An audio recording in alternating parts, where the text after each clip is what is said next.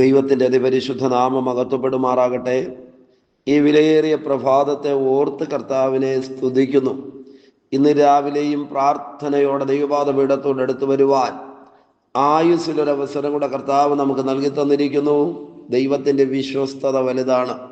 ഈ രാവിലെയുള്ള ചിന്തയ്ക്ക് വേണ്ടി അപ്പോസ്തല പ്രവൃത്തി 12-ാം അധ്യായം 16-ാം വാക്യം വായിക്കുന്നു. അപ്പോസ്തല പ്രവൃത്തി 12:16. പത്രോസ് മുട്ടിക്കൊണ്ടിരുന്നു. അവർ തുറന്നപ്പോൾ അവനെ കണ്ട് വിസ്മയിച്ചു. പ്രിയരെ, അനുഗ്രഹിക്കപ്പെട്ട ഈ തിരുവചനത്തിന്റെ നന്മ പ്രാപിക്കേണ്ടതിന് ദൈവാത്മാവ് ഇന്ന് പകൽ നമ്മോട് കരുണ കാണിക്കട്ടെ. നമുക്കറിയാം, അപ്പോസ്തല പ്രവൃത്തിയിൽ ശക്തമായ ഉണർവും പരിശുദ്ധാത്മാവിന്റെ നവീകരണവും നടക്കുമ്പോൾ തന്നെ മറുഭാഗത്ത് ശക്തമായ പ്രതികൂലങ്ങൾ ഉയർന്നു വരുവാനായി തുടങ്ങി. രാജാക്കന്മാർ എതിരായി എഴുന്നേറ്റു. കോടതികളിൽ അപ്പോസ്തലന്മാരെ മാറി മാറി വിസ്തരിക്കുവാൻ തുടങ്ങി. കടുകട്ടിയായ പ്രതിസന്ധികൾ ക്രിസ്തു മാർഗത്തിലേക്ക് വന്ന ഓരോരുത്തരും അനുഭവിക്കേണ്ടി വന്നു. അപ്പോസ്തല പ്രവൃത്തി 12-ാം അധ്യായത്തിലേക്ക് വരുമ്പോൾ പത്രോസ് കാരാഗൃഹത്തിനകത്ത് അകപ്പെട്ടുപോയ അനുഭവത്തെ കുറിച്ചാണ് തിരുവചനത്തിനകത്ത് രേഖപ്പെടുത്തിയിരിക്കുന്നത്. അപ്പോസ്തല പ്രവൃത്തി 12-ാം അധ്യായം അതിന്റെ 1-ാം വാക്യത്തിനകത്ത് എഴുതിയിരിക്കുന്നത്, ആ കാലത്ത് ഹെരോദാവ് സഭയിൽ ചിലരെ പീഡിപ്പിക്കേണ്ടതിന് കൈനീട്ടി.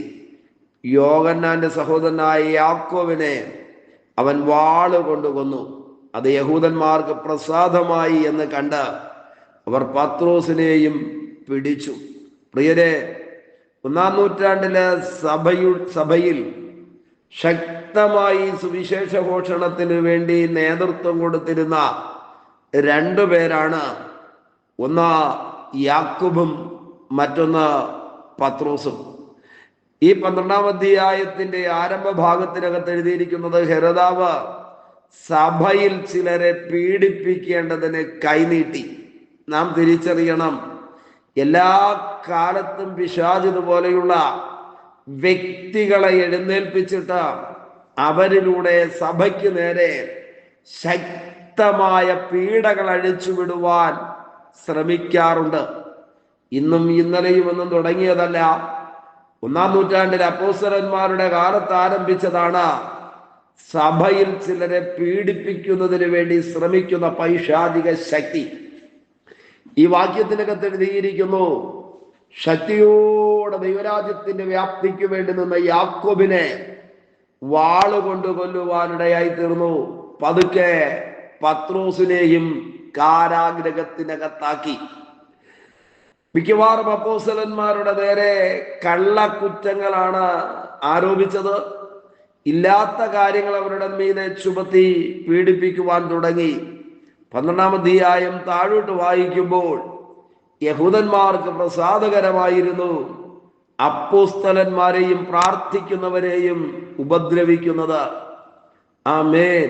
എന്നാൽ തിരുവചനം എഴുതിയിരിക്കുന്നത്, പത്രോസിനെ തടവിനകത്ത് കൊണ്ടിട്ടിട്ട് ജനത്തിന്റെ മുൻപിൽ നിർത്തി വിസ്തരിച്ച് മരണവിധി പുറപ്പെടുവിക്കുവാൻ ഭാവിച്ചതിന്റെ തലേ രാത്രി വിഷയങ്ങൾക്കകത്ത് ദൈവം ഇടപെടുവാനായി തുടങ്ങി.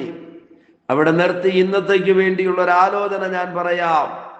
മനുഷ്യന് പരിഹരിക്കുവാൻ കഴിയാത്ത വിഷയങ്ങൾക്കകത്ത് മനുഷ്യൻ തീർന്നു, അവസാനിച്ചു എന്ന് ചിന്തിക്കുന്ന ഇടത്ത് ആരും കൂടെ നിൽക്കാനില്ലാതിരിക്കുമ്പോൾ പത്രോസിന് വേണ്ടി കാരാഗൃഹത്തിനകത്ത് ദൂതൻ ഇറങ്ങിയെങ്കിൽ, പ്രിയരെ, ഇന്ന് പ്രഭാതത്തിൽ അനുഭവിക്കുന്ന പ്രതിസന്ധികൾക്ക് നീക്കുപോക്കുണ്ടാക്കി തരേണ്ടതിന്, വഴി തുറന്നു തരേണ്ടതിന് അല്ല, കാരാഗൃഹത്തിന് സമാനമായ പ്രതിസന്ധിയിൽ നിന്ന് തുറന്നു വിടേണ്ടതിന്.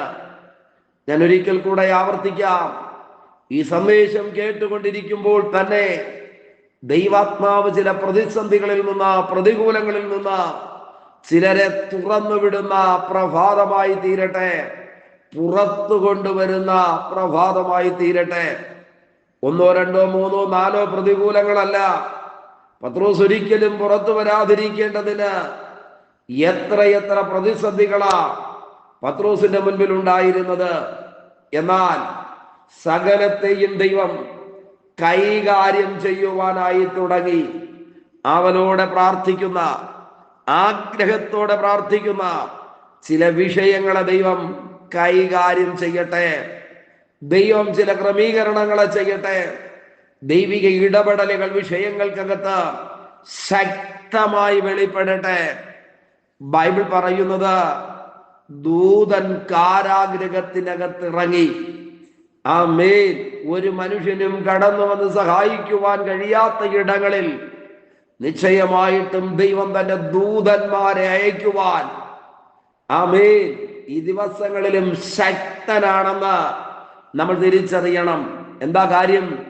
പ്രാർത്ഥിക്കുന്ന ഒരു സഭ പിന്നിലുണ്ടായിരുന്നു. നിശ്ചയമായിട്ട് നിങ്ങൾ ആത്മാവിലും സത്യത്തിലും ദൈവത്തെ ആരാധിക്കുന്നവരാണോ?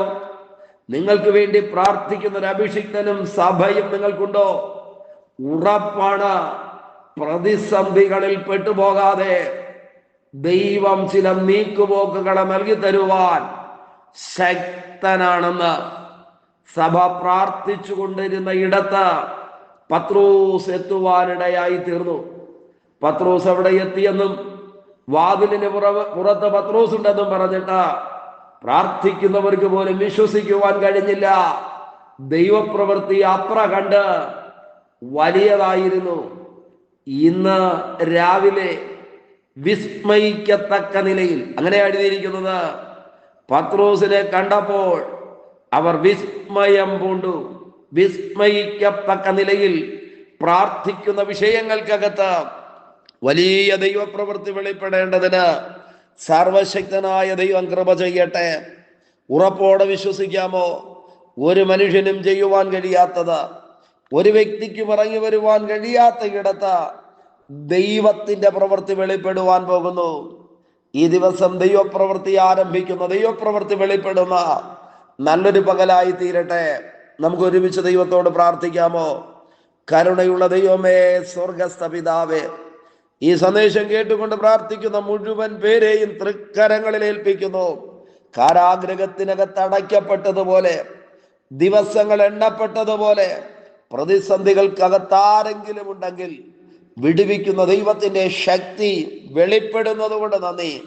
അത്ഭുതം ചെയ്യും, കരുണയുള്ള കരങ്ങളിൽ വഹിക്കും.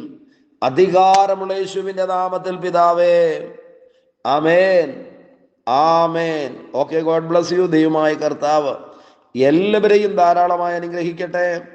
ആമേൻ, ആമേൻ.